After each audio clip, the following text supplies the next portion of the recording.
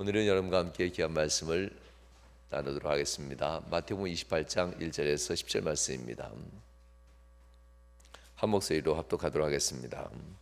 안식일이 다 지나고 안식 후 첫날이 되려는 새벽에 막달라 마리아와 다른 마리아가 무덤을 보려고 갔더니 큰 지진이 나며 주의 천사가 하늘로부터 내려와 돌을 굴려 내고 그 위에 앉았는데 그 형상이 번개 같고 그 옷은 눈같이 희건을 지키던 자들이 그를 무서워하여 떨며 죽은 사람과 같이 되었더라.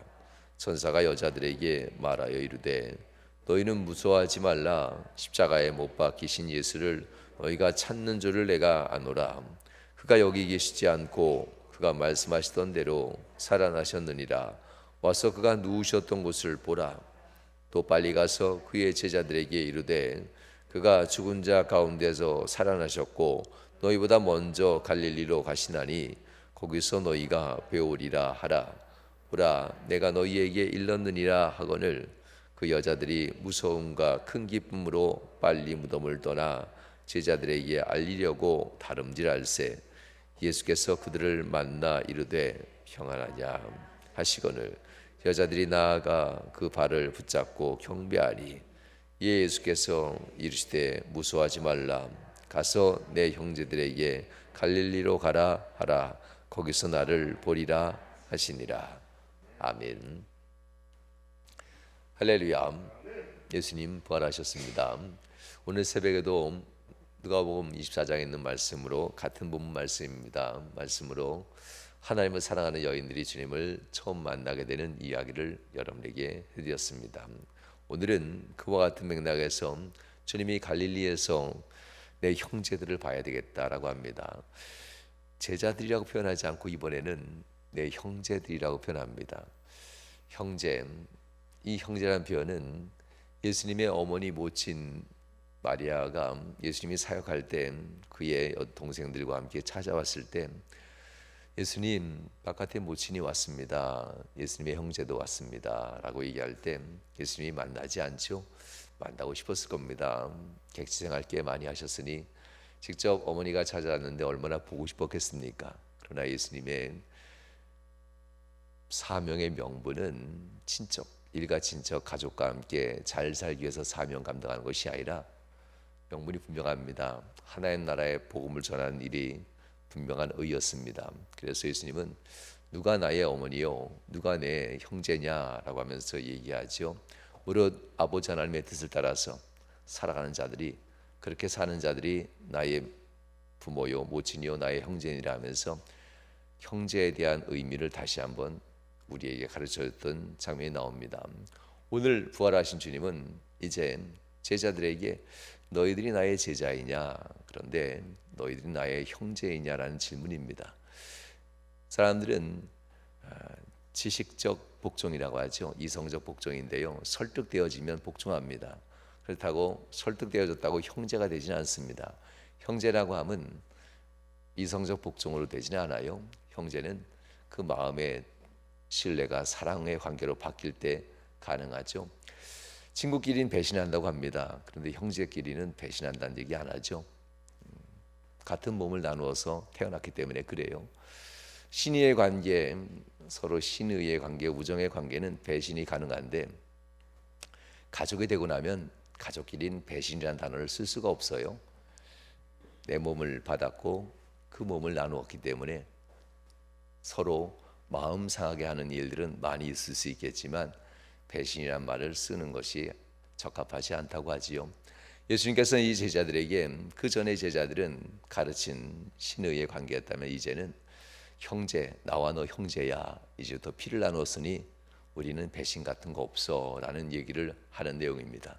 그래서 갈릴리로 가라고 하라, 내가 갈릴리에서 기다릴 터니 그렇게 하라라고 하면서 나의 제자라고 표현하지 않고 내 형제들이라고 표현합니다.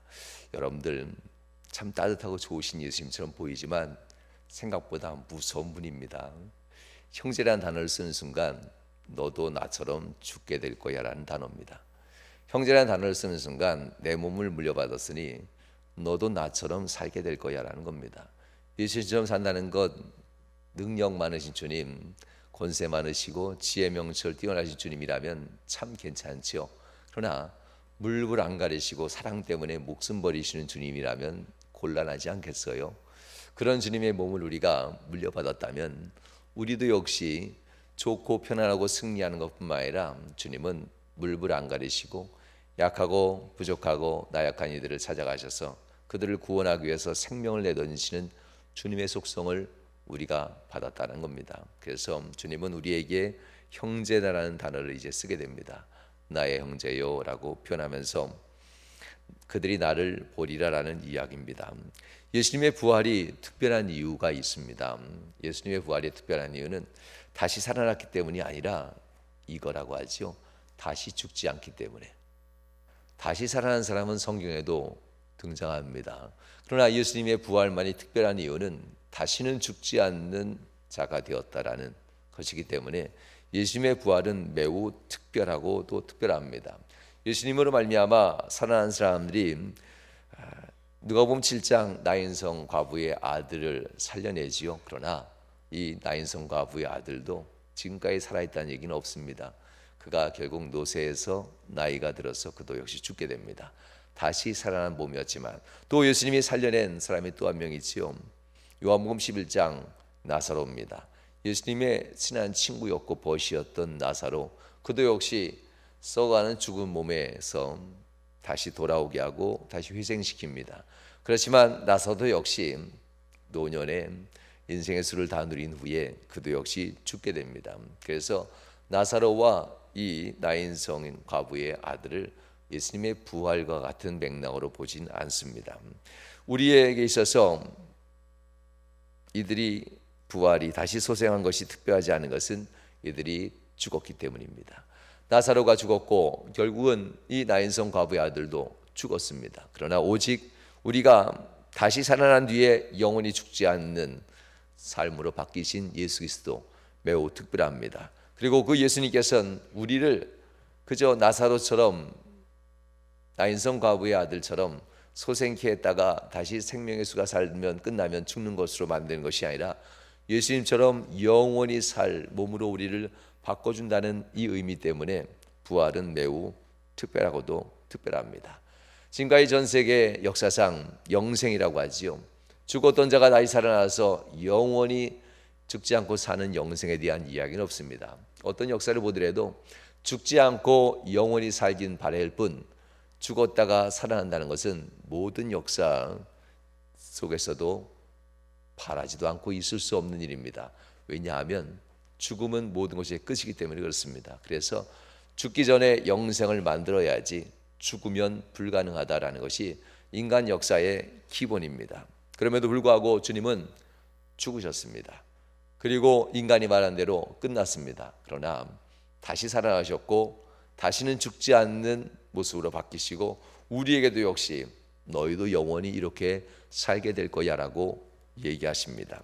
신앙 영웅들 중엔 영원히 사는 사람이 두 명 등장하지요. 영원히 사는 사람 둘 누군지 아시죠? 에녹과 엘리야. 그들은 죽음을 보지 않고 하나님께 들림받은 사람들입니다. 죽음을 보지 않았다. 참 묘합니다. 그러면 그들이 죄가 없는 것인가? 이 부분의 해석을 어떻게 해야 될까 고민이 많습니다. 그러나 이 부분은 양갈래로 해석하면 가능합니다.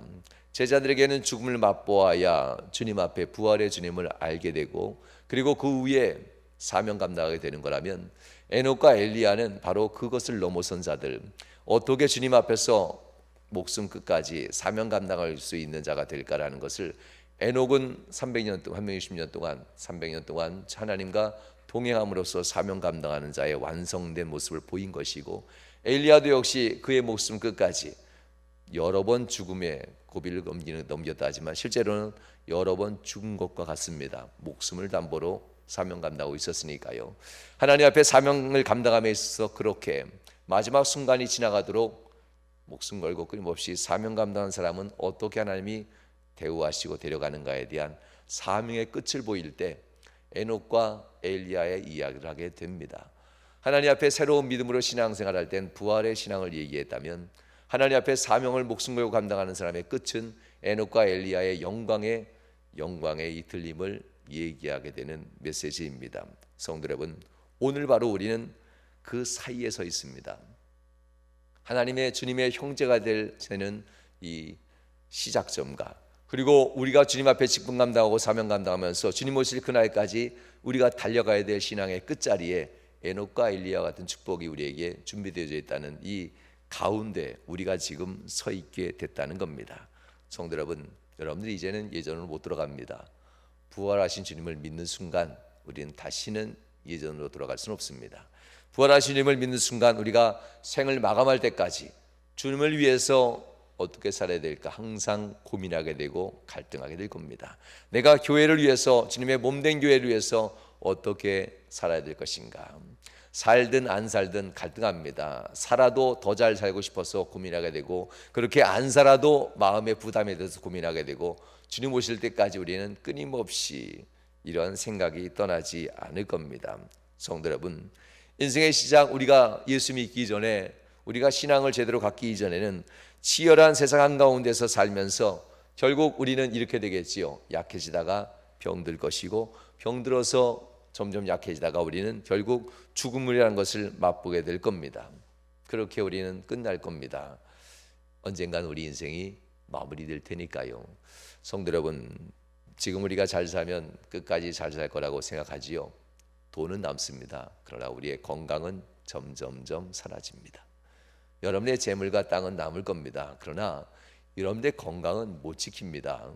우리의 건강 어떻게 지키겠습니까? 나이가 들어가는데, 젊어서부터 나이 들어까지 많은 철학자나 철학자나 신학자들은 우리는 점점점 멸망에 간다라고 표현합니다. 나면서부터 우리는 죽음을 향해 달려가고 있기 때문에 그렇게 살아간다고 얘기합니다.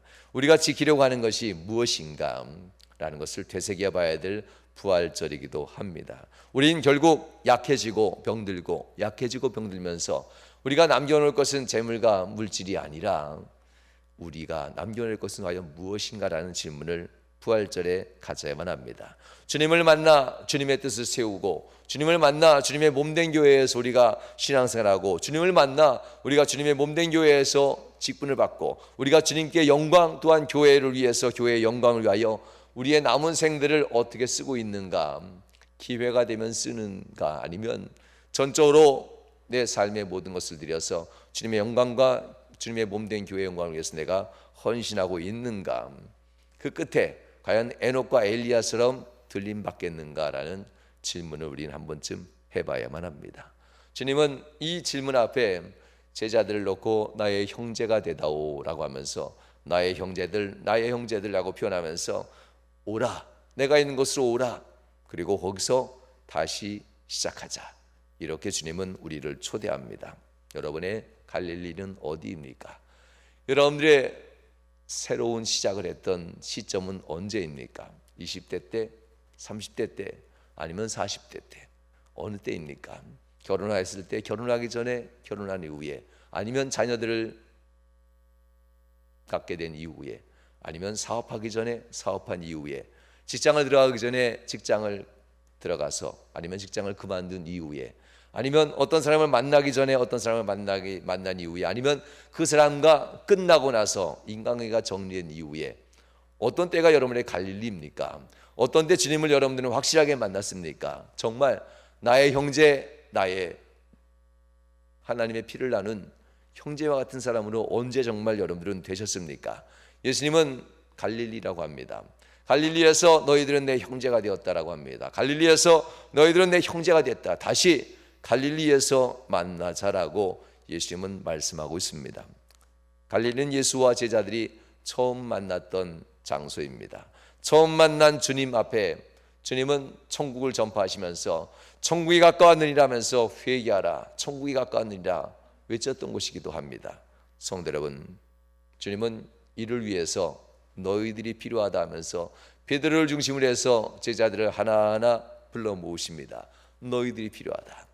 회개하라, 천국이 가까우니라면서 천국을 세상에 전하고 천국으로 인도해 줄 사람들, 그런 사람들이 필요한데 너희들이 정말 필요하다 하면서 저 많은 세상의 죽음 가운데 죽어가는 사람들을 천국으로 이끌어낼 수 있는 그러한 인도하는 영생의 길 안내자가 필요한데 너희들이 필요하다라고 하면서 제자들을 한 명 한 명 부르셨던 곳, 이곳이 바로 갈릴리입니다. 예수님과 우리의 다른 점이 있습니다. 예수님은 처음과 끝이라고 표현하죠. 뭘까요? 예수님의 처음은 굳이 성장할 필요가 없어요. 예수님의 첫 얘기도 완성된 얘기고요. 예수님의 마지막 얘기도 처음과 똑같이 완성된 능력자로서 얘기합니다. 그러나 우리는 좀 달라요. 우리는 항상 배우면서 성장합니다. 항상 우리는 뭔가 약한 곳에서 강해지는 것이 인간의 속성입니다. 약하지요, 우리는. 그래서 인간은 점점점 성장해서 나중에 후회하는 일도 있고 나중에 그게 성공한 사람들도 있지요. 처음보다 더 나중에 지혜롭고 처음보다 더 나중에 노련하고 처음보다 더 나중에 강해집니다. 점점점 강해지며 성장하는 것이 인간의 속성입니다. 이것이 저주이기도 하고 축복이기도 하지요.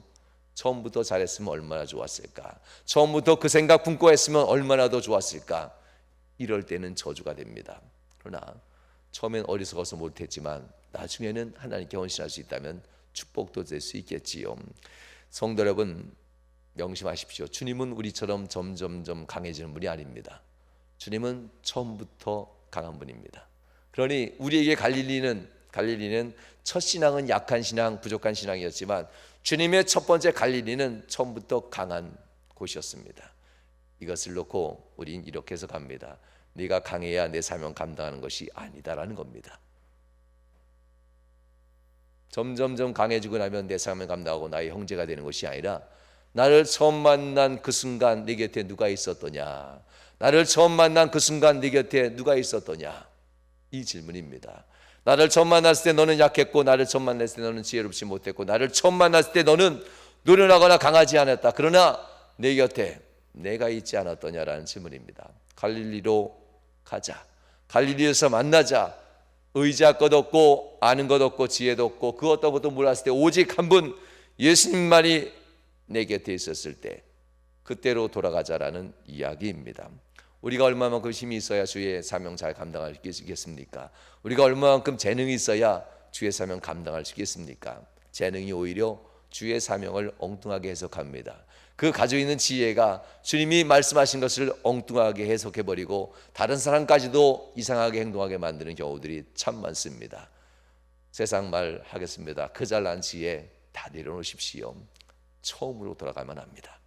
처음으로 돌아가서 주님을 처음 만났을 때 주님이 내게 명하신 그 지혜, 오직 그거 하나면 된다는 마음으로 바뀌어져야만 합니다. 이사야 44장 6절에선 이렇게 얘기합니다. 이스라엘의 왕인 여호와, 이스라엘의 구원자이신 만군의 여호와가 이같이 말하노라. 나는 처음이요 나는 마지막이라. 나 외에 다른 신이 없느니라. 점점점 강해지고 나서 주님을 잘 섬길 수 있다라고 생각하는 것, 세상에 다른 신을 마음에 두고 있기 때문에 그렇습니다. 돈이 있으면, 성공하면, 권세가 있으면, 지위가 좀 있으면 다 세상에 엉뚱한 신이 들어왔기 때문에 그렇습니다. 이런 사람한테는 주어도 문제입니다. 이런 마음을 가진 사람한테는 성공해도 문제고 재물이 있어도 문제입니다. 들이자니 아깝고 움직이자니 손해보는 것 같고 지금 하자니 세상 기회는 놓치는 것 같고 이런 사람은 받으면 받을수록 주님 앞에 걸림돌만 되는 사람이 될 겁니다. 그러나 처음부터 나는 처음이요 나는 마지막이라는 이 메시지를 가졌다면 하나님 한 분만으로 충분합니다가 정말 처음부터 됩니다. 나중에 성공해서 되는 것이 아니라 처음부터.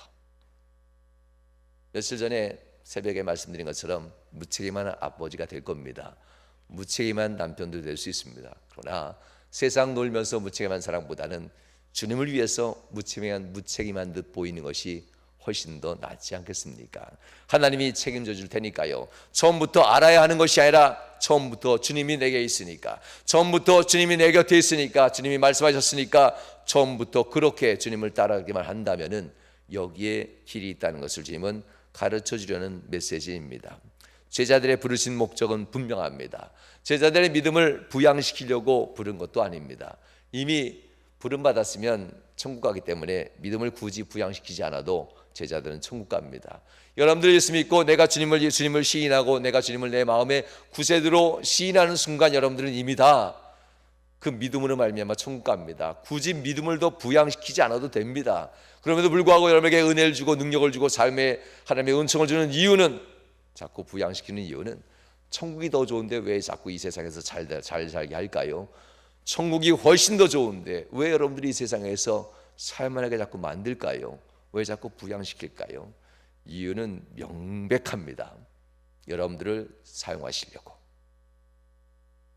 여러분들을 사용하시려고 하나님이 여러분들을 힘과 능력 준다는 사실, 지혜와 명철 주고 그 노련미 있는 경험도 준다는 사실을 잊어서는 아니 됩니다. 이런 믿음의 부양책, 하나님이 여러분들의 삶을 부양시킨 것을 가지고 여러분들의 살해사역이나 탐욕으로 쓰는 순간 범죄자가 된다는 것도 명심하셔야만 합니다. 성도 여러분, 그냥 유령 하나 받고자 하고 평안이나 구하고 형통이나 구하고 이대로가 좋사오니 한다면은 우리는 그저 평범한 그저 그런 성도로서 살게 될 겁니다. 그러나 하나님 앞에 적어도 은혜가 받았다, 내가 은총도 받았다, 내가 삶의 회복도 받았다 한다면은, 그런 위치에서 직분을 받았고 그런 위치에서 우리가 산다면은, 적어도 하나님의 멍에를 맸다면은 여러분들은 주님의 제자를 넘어 주의 형제가 됐다는 사실을 명심하셔야만 합니다. 주의 제자이기에 사명을 받았고 주의 형제들이 됐기에 직분을 우리가 헌신한 마음으로 감당하게 된다는 것. 그래서 주님께서는 갈릴리로 가라, 갈릴리에서 만나자라는 메시지를 우리에게 주는 말씀입니다. 주님은 먼저 가서 기다리고 계십니다. 예전처럼 처음 주님이 이 땅에 오셔서 천국이 가까웠다 하면서 회개하라고 외쳤을 때처럼 예수님이 항상 먼저 그때도 가 계셨고, 그때도 먼저 가셔 계신 예수님께서는 한 사람 한 사람 찾아가셔서 베드로야, 안드레야, 요하나, 야고보야 하면서 한 사람 한 사람 부릅니다. 레위야, 마태야, 한 사람 한 사람 불러냅니다. 역시 갈릴리에도 먼저 가시지요. 먼저 가셔서 이들이 올 때까지 주님이 기다립니다. 떡을 굽기도 하시고 고기를 굽기도 하시고, 그들이 배고프니까 그들에게 먹을 것을 준비하면서 예수님은 잠깐만 부뚜막 하나 만드시고 식사를 준비하는 모습으로 먼저 기다리고 계십니다. 어디에 서 있는지도 알고 무엇을 하는지도 알고 어떻게 허탕치고 있는 것도 다 알고 있기 때문에 주님은 그렇게 먼저 가서 기다립니다. 그러면서도 우리가 처음 만났던 갈릴리에서 만나자라고 하시지요. 사랑하는 여러분, 주님은 새로운 힘을 주려 하지 않습니다. 주님은 새로운 능력을 주려 하지 않습니다. 새로운 힘과 능력, 지혜가 있으면 제자들이 다시 설 거라고 많은 사람들은 생각할 수 있습니다. 그러나 아무것도 주지 않습니다. 왜냐하면 이미 모든 걸 다 줬기 때문에. 새로운 걸 줄 이유가 없지요. 모든 것 예수 그리스도를 이미 줬는데 뭘 더 주겠습니까? 예수님이 온 세상에 전지전능하신 주 여호와 하나님, 그 본체이신데, 예수가 너와 함께 있는데 이미 모든 걸 줬는데 뭘 더 바랍니까? 마음에 실망 좀 했다고? 마음에 상처 좀 입었다고? 삶이 좀 어려워졌다고? 뭐가 좀 사라졌다고? 예수님이 그 모든 것보다 더 완벽한 모든 것인데, 예수님이 그 곁에 있는데 실망 좀 했다고, 상처받았다고, 손해 좀 보고 낙심했다고 그렇게 축 늘어져 있을 필요가 있겠는가라는 겁니다. 베드로에게, 제자들에게 얘기하는 말씀이지요. 성도 여러분, 그리고 얘기합니다. 새로운 힘의 능력, 새로운 리더십은 너에게 필요하지 않아. 내가 소중하다는 것을 알면 끝이야라는 겁니다. 얘기하죠. 너 정말 나 사랑하냐? 라는 질문으로 했던 설교도 들으셨으니까 잘 아실 겁니다. 어떤 능력도 어떤 가진 지식도 어떤 것도 요구하지 않습니다. 너에게 줬던 그 말도 왜 잊어버렸느냐? 네가 봤던 그 많은 능력과 권세와 기적들을 다 기억하면 될 텐데 왜 잊었느냐? 한마디도 하지 않습니다. 왜냐하면 하나님의 사역은 능력과 기적과 이적과 지혜에 있지 아니하고 주님을 사랑하는 데서부터 시작되기 때문에 그렇습니다. 주님을 사랑한다면 그렇게 행동하지 않습니다. 주님을 정말 사랑한다면, 그 고백대로 주님을 정말 사랑한다면 이렇게 행동하지 않겠지요. 주님 앞에 제자들이 섭니다. 제자들은 새로운 힘의 능력 구하지 않습니다. 주님 한 분이면 이제 완벽하지요. 부활하신 주님입니까? 사망 것을 이기신 주님이니까 완벽하지요. 주님 한 분이면 이제 다시 처음으로 돌아가서 시작할 수 있겠다는 마음을 갖겠지요. 천갈래 만갈래로 갈라진 심령을 다시 하나로 묶고 시작하는 것 쉽지 않습니다. 새로운 리더십이 아니라, 새로운 힘이나 능력이 아니라 오직 처음 내게 말씀하셨던 주님이 내게 있고, 그 처음 말씀하신 주님이 여전히 처음 주신 그 사명을 이루라고 말씀하고 계시니까 천갈래 만갈래로 가려던 심령 다시 하나로 묶어버리고 처음 내게 말씀하신 주님의 말씀을 되새기면서 다시 시작하면 되는 겁니다. 찬양 중에 제가 중학교 때 배운 찬양입니다. 이 세상은 날이 갈수록 악해져 가고 온 거리마다 넘쳐나는 죄악의 물결. 오라 우리가 세상을 변화시키자. 오라 우리가 예수 그리스도로. 사람들은 참 자유가 뭔지도 모르고 어둠의 길을 방황하며 소리 지르네. 오라 우리가 세상을 변화시키자. 오라 우리가 예수 그리스도로. 어느 누가 이 세상을 구할 수 있으랴. 하나님 없는 저들에겐 오직 죽음뿐. 오라 우리가 세상을 변화시키자. 오라 우리가 예수 그리스도로. 할렐루야. 철없을 때는요 재미나게 불렀어요. 중학교 때 얼마나 신나요. 오라 우리가. 십자가의 주님을 알게 된 뒤로는 이거는 군사들이 목숨 걸고 세상을 향해 나갈 때 부르면 딱 맞는 찬양이더라고요. 세상 주님을 거역하고 하나님을 떠난 세상, 그들의 끝은 오직 사망 덫에 걸린 그들은 죽음뿐인데, 그 사망의 덫에서 건져내는 것은 목숨 걸고 사명 감당하지 않으면 안 되는데, 그 사망의 덫에 걸린 그 자리로 우리가 가자 하는데, 이리로 오라 하는데, 먼저 간 주님이 오라 하는데 가면 죽을 텐데 오라고 해요. 그러니 이 찬양 가사는 그렇게 쉬운 찬양 가사가 아니더라고요.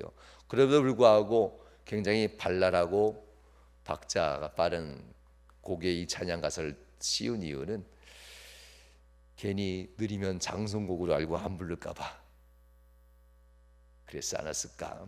그래서 저 철없을 땐, 중학교 때는 이걸 재미나게 불렀습니다.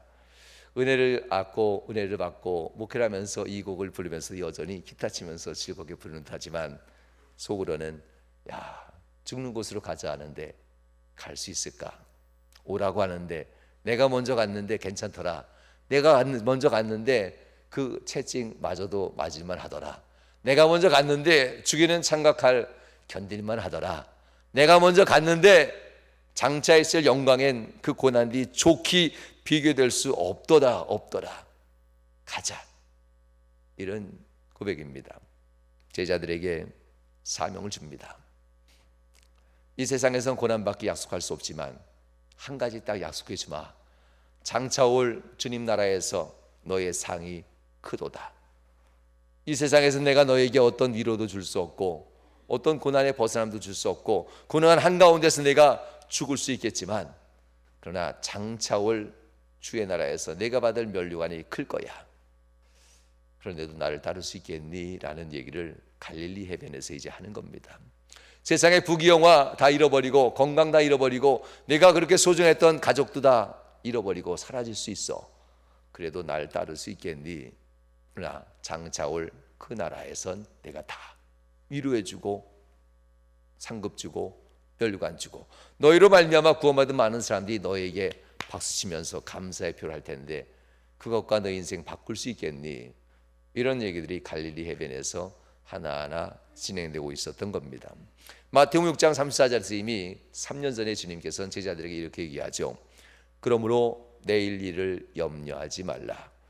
내일 일은 내일 염려할 것이요 한날의 괴로움은 그날의 족하니라.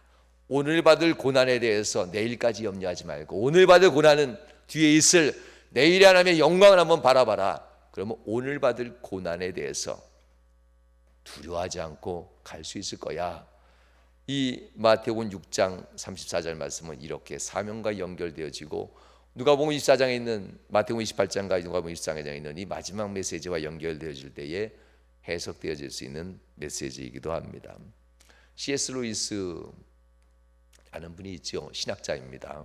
기독교 저술가이기도 하고요. 소설을 쓰기도 하셨죠. C.S. 루이스가 스크루테이프의 편지라는 글에서 이런 내용을 씁니다. 이 편지는 악마들끼리 하는 편지입니다. 악마들끼리 하는 편지 내용들인데요. 악마가 이렇게 편지합니다. 악마, 우리의 원수 누굴까요? 예수 그리스도. 우리의 원수 예수 그리스도는 인간들에게 항상 이렇게 얘기한답니다. 정말 싫은데 이렇게 얘기한답니다. 인간들이 현재 하는 일에 온통, 현재 하고 있는 일에 온통 신경을 쓰길 바란다라고 합니다. 예수님은 오늘이란 이 날에, 오늘이란 시간에 사명 감당 주의 제단을 세워가고 주의 몸된 교회를 세우는 이날 오늘에 헌신하길 주님 예수는 바란다. 우리의 원수는 자꾸 그걸 바라서 성도들이 믿음이 좋아지는데 우리들은 이제 악마들입니다. 우리들의 임무는 오늘을 열심히 살려고 하는 그리스도인들에게 오늘을 빼앗고 장차 일어날 이 일을 끊임없이 생각하게 만들어버리자. 내일 할 일, 모레 할 일, 그 위에 할 일, 내 자녀들의 미래, 나의 후의 삶, 장차 일어날 일들을 끊임없이 생각하게 하면 오늘의 일들을 지우지 않아도 알아서 스스로 오늘의 일을 지울 것이다. 스크루테이프의 편지 속에 나온 악마들끼리의 편지입니다. 성도 여러분, 주님은 오늘 갈릴리에서 어제 일이 아니에요. 오늘 내게 한 말만 기억하라라는 겁니다. 갈릴리에서 오늘 내게 주신 이 사명만 기억하라. 오늘 이 사명은 내게 줬으면 오늘 내가 이루어야 될 것이지 내일로 미루는 순간 아무것도 할 수 없게 된다는 겁니다. 이상만 뛰어나고 입만 살아있고 뜻만 크지 오늘 아무것도 하지 않는 자로 살게 된다는 겁니다. 악마의 유혹이 빠진 자들이죠. 끊임없이 장차 올 미래에 대해서만 끊임없이 생각하면서 오늘 내게 맡겨진 사명은 감당하지 아니하고 오늘 내게 맡겨진 직분을 감당하지 않으면서 오늘 내게 맡겨진 것을 헌신하지 않는다면 나는 무엇을 하고 있는 것인가? 톨스토이의 세 가지 질문이라는 단편도 여러분에게 잠깐 설교한 적 기억하시지요? 이 톨스토이의 세 가지 질문의 단편의 큰 주제는 이겁니다. Here and now라는 뜻입니다. 여기 그리고 지금인데요. 우리는 이렇게 표현하죠. 지금 여기에 라고 표현하는 것이 더 부드럽죠. 우리는요. Here and now라는 단어를 가지고 톨스토이는 세 가지 질문이라는 단편 소설을 씁니다. 지금 여기에서 지금 당신에게 질문 세 가지를 합니다라는 겁니다. 가장 중요한 지금 여기에 현재의 당신은 무엇입니까? 가장 중요한 것이 지금 여기 현재라는 건데 미래를 꿈꾸고 계십니까? 라고 합니다. 가장 중요한 것은 지금 여기 당신과 함께하는 사람입니다 라는 것을 질문하는 거였고요. 가장 중요한 것은 지금 여기에서 함께하는 그 사람에게 선을 행하는 겁니다 라는 이 세 가지의 질문이 톨스토이의 세 가지의 질문이라는 단편집이었고요. Here and Now라고 하는 주제를 가지고 했던 글입니다. 예수 그리스도 여러분에게 묻는 겁니다. Here and Now 여기에서 지금 여러분들은 무슨 생각합니까? 주님이 맡겨놓은 직분과 사명 감당하기 위해서 내게 맡긴 것을 위해서 여기에서 지금 생각하고 있는지 아니면 내가 이뤄가야 될 꿈들, 내가 누려야 될 것들, 내가 만들어야 될 것들, 장차 있을 미래의 것들만 생각하면서 주님과 상관없는 생각으로 우리가 주님 앞에 와서 앉아있는 것은 아닌지 주님은 우리에게 천국을 약속해 주시고 실제로 자기 자신의 생명을 내주시면서 천국 갈 길을 열어주시고 결국 우리를 천국으로 인도해 내실 겁니다. 우리가 죽게 되면 천국으로 인도해 내시겠지요. 그러시면서 여러분에게 이렇게 묻습니다. 천국 잘 왔다라고 얘기하기 전에 이렇게 한 번 더 물을 겁니다. 거기에서 그 시간에 넌 뭐하고 살았니? 물을 겁니다. 천국에 입성하기 전에 거기에서 그때 너 뭐하고 살았니? 부활은 사망 권세에 이기시고 다시 사신 주님을 찬양하며 그 기쁨의 추에만 있기에는 너무나도 짧은 시간입니다. 자, 놓치죠? 내가 어떤 사람인데 죄로 이기시고 부활하신 주님이 나를 구원했어. You are special. 특별한 거 맞습니다. 자아도취는 이제 그만하시고 부활하신 주님을 찬양하고 부활하신 주님에 대한 기쁨에 취해 있고 거기에서만 멈추고 있는 우리의 신앙은 그만하셔야만 합니다. 예수님의 부활을 그의 제자들에게 갈릴리에서 만나자라는 것은 자아도취 정도가 아니었습니다. 네가 내게 필요한데 너 나를 위해서 이제 나처럼 살아야 되겠다. 제자로서 내가 너를 대했지만 이제는 나는 피를 나는 형제로서 몸을 나는 형제로서 대하니 너도 나처럼 살아야 되겠다라는 사명과 직분을 맡기는 순간입니다. 여러분들의 갈릴리는 어디입니까? 주님을 만났던 그곳은 어디입니까? 여러분들의 갈릴리는 어디입니까? 그러므로 내일 일을 위하여 염려하지 말라. 내일 일은 내일에 염려할 것이요 한날의 괴로움은 그날에 족하니라. 오늘 여기에서 여러분들이 맡겨진 사명들 오늘이라는 시간에서 하나하나 이루어가는 여러분들 되시길 주님으로 축원합니다. 말씀하십니다. 은혜에 취하고 영광에 취하고 형통에 취하고 슬픔에 빠지고 낙심에 빠져버리고 부러움에 취한 상태로는 아무것도 이룰 수가 없습니다. 마귀가 늘 속삭이듯 장차 일어날 미래의 일들에 대해 끊임없이 생각하면서 현재 정말 중요한 것은 다 놓쳐버리는 그러한 그리스도인으로 우리는 살게 될 겁니다. 갈릴리 예수님이 그랬듯이 오늘 모든 것을 아버지 하나님께 내어 맡기고 주님께서 십자가를 걸어갔듯이 이제 나의 형제된 너희들도 내 길을 좀 걸어가야 되겠다. 생활이 어긋나고 틀어질 때라 할지라도 삶이 잘못됐다 할지라도 우리의 삶을 바로잡을 수 있는 오직 유일한 방법은 주님을 사랑하는 것이고 주님처럼 하나님 앞에 직분 감당해내는 것입니다. 성도 여러분, 여러분의 갈릴리를 기억해내십시오.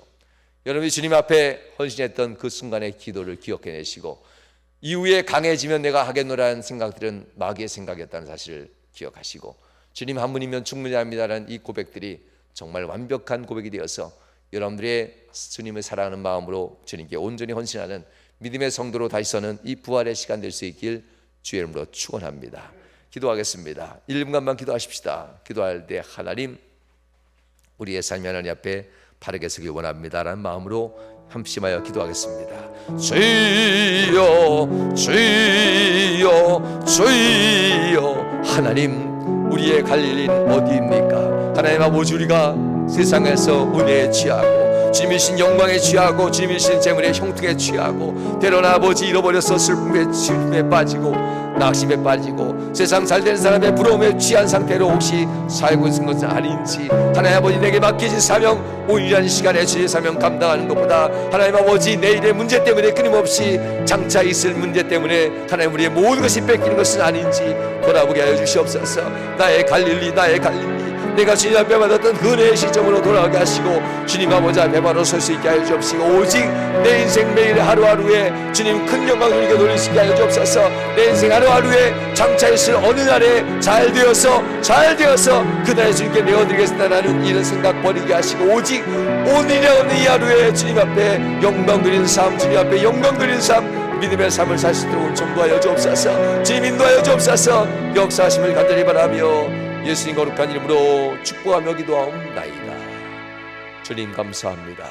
주님, 장차 있을 어느 날에 내가 준비된 그날에 내가 오란 듯이 송구한 그날에 주님께 내어드리는 승자가 되지 않게 하시고 오늘부터 오늘이라는 이 시간에 하나님 앞에 헌신하는 결단하는 성도를 되어서 하나님이 정말 많은 것으로 맡길 만한 믿음으로 성장하서 정말 많은 것을 부어줘도 내게 다시 다 내놓을 수 있을 만한 사람으로만큼 성장해서 하나님 앞에 재물이 축복이 되게 하시고 형통이 축복이 되게 하시고 하나님 앞에 성공이 복이 되어서 하나님과 하나님의 교회를 든든히 세워가는 주의 제자여 하나님의 성자가 되는 성도들 되도록 인도하여 주옵소서.